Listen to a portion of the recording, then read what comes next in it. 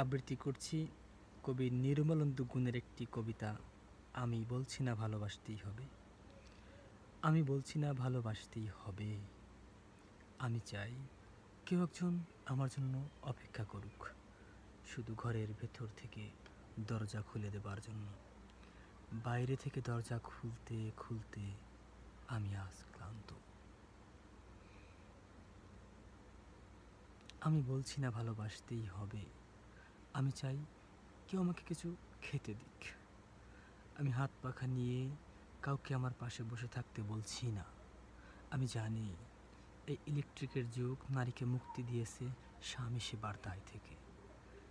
আমি চাই কেউ একজন জিজ্ঞেস করুক আমার জল লাগবে কিনা, নুন লাগবে কিনা, পাট শাক ভাজার সঙ্গে আরও একটা ভেজা তেলে ভাজা শুকনো মরিচ লাগবে কিনা।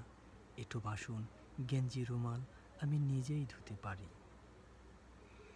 আমি বলছি না ভালোবাসতেই হবে, আমি চাই কেউ একজন ভেতর থেকে আমার ঘরের দরজা খুলে দিক, কেউ আমাকে কিছু খেতে বলুক, কাম বাসনার সঙ্গী না হোক, কেউ অন্তত আমাকে জিজ্ঞেস করুক তোমার চোখ কত লাল কেন।